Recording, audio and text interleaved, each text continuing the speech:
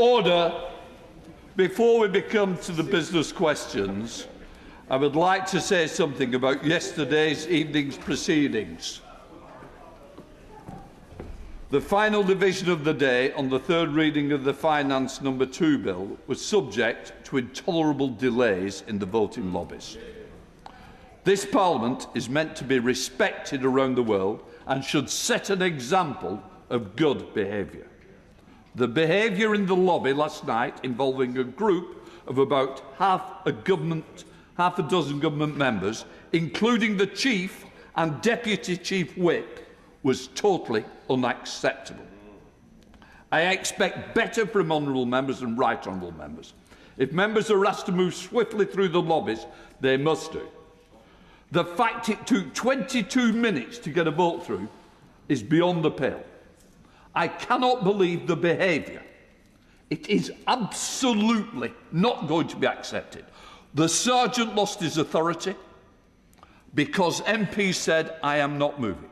Pretending to be ill, by 7 o'clock they were suddenly well again. If we think that this gives us good standing in the world, it doesn't. It is appalling. We should be ashamed, and I hope that I will be getting letters from the people who were involved in that protest. If the government can't manage the business, maybe they ought to go on a training exercise rather than disrupting the rules of the House. So I say, I expect better from honourable right honourable members. If members are asked to move swiftly, they must move and respect the sergeant. There are other ways in which the government whips can manage timings of business in the chamber. It is disrespectful to this House, to the occupant of the chair, the deputy was put in an impossible position, and to the office of the Sergeant-at-Arms to behave in the way that they did. Members, as I say, involved should be ashamed. I will now call the Shadow Leader for business questions, Jessie Norman. Thank you, Mr. Speaker. Will the Leader of the House give us the forthcoming business? Leader. Thank you, Mr. Speaker. The business for the week commencing the 16th of March will include Monday the 16th of March, consideration of an allocation of time motion followed by all stages of the Grenfell Tower Memorial Expenditure Bill. Tuesday the 17th of March, consideration of an allocation of time motion followed by all stages of the Ministerial Salaries Amendment Bill. Wednesday the 18th of March, Opposition Day, debate on a motion in the name of the official opposition, subject to be announced. Thursday the 19th of March, a general debate on progress in tackling climate change, followed by a debate on a motion on online harms. The subject for these debates were determined by the Backbench Business Committee. Friday the 20th of March, the House will not be sitting, and the provisional business for the week commencing the 23rd of March includes Monday the 23rd of March, consideration of Lord's amendments to the Tobacco and Vapes Bill, followed by consideration of Lord's amendments to the National Insurance Contributions Employer Pensions Contributions Bill. Jessie. Thank you very much, Mr. Speaker. Let me start by associating myself with your remarks just now from the Chair.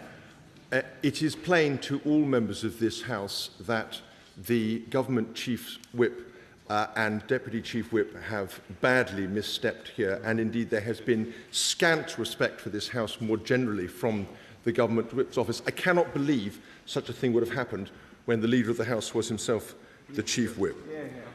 Let me join, if I may, the Prime Minister yesterday, and I'm sure the whole House today, in remembering the dreadful events of 30 years ago in Dunblane and paying tribute to the victims and their families. On a happier note, last Monday saw the 250th anniversary of Adam Smith's immortal masterpiece, The Wealth of Nations. Members may wish, if they like, to consult works by the Shadow Leader on this topic. I doubt if any other book or any single body of thought has had more effect in improving the lives and livelihoods of people across the world in the intervening 250 years. Mr. Speaker, we celebrate the service of our armed forces and we rightly treat defence matters, wherever possible, as bound by a united focus on the national interest.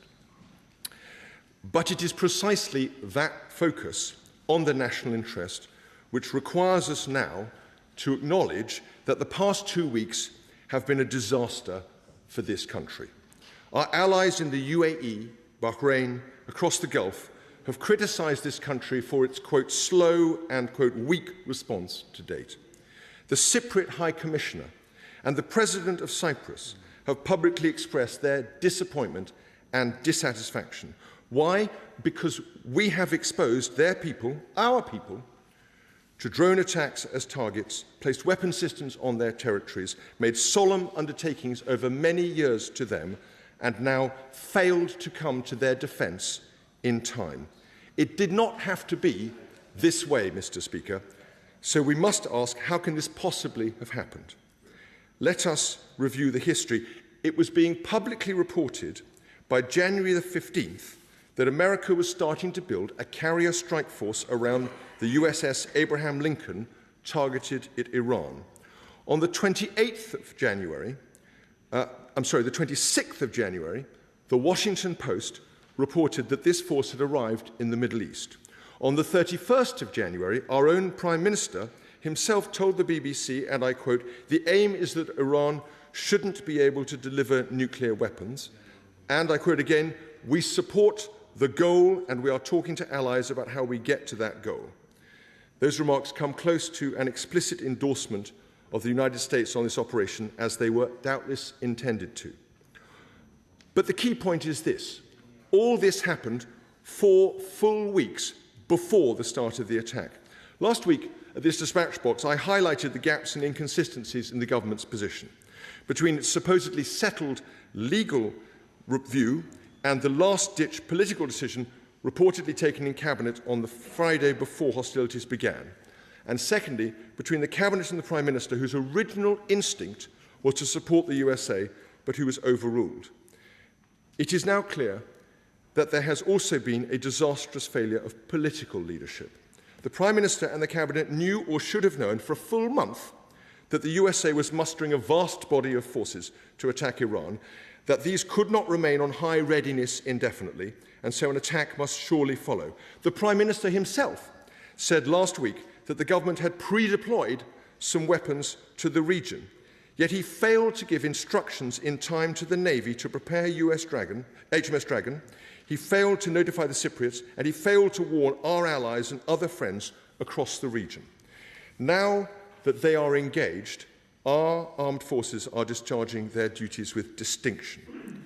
But the result of this political incompetence has been a fiasco, which brought shame and dishonour on this country. We have the disgraceful sight now of the government anonymously trashing the Chief of the Defence Staff in a desperate attempt to deflect responsibility for its own inadequacies, not just via an anonymous leak in The Spectator, repeated in The Telegraph, but by a quoted, but of course unnamed official to the Financial Times. I cannot recall that a political hatchet job of this kind has ever been performed on a commanding officer in the course of a military operation.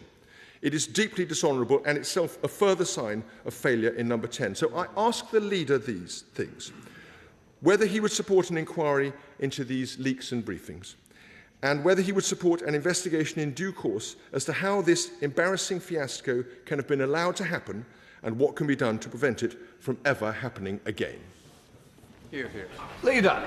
Mr. Speaker, and can I first of all respond to your words, Mr. Speaker, previously about the events of last evening, and endorse everything that you have said about the need to respect staff. That is absolutely correct that you should say that, and I absolutely endorse your remarks. And can I assure you, Mr. Speaker, and the House, that not only has the government heard your words, but they will be acted upon.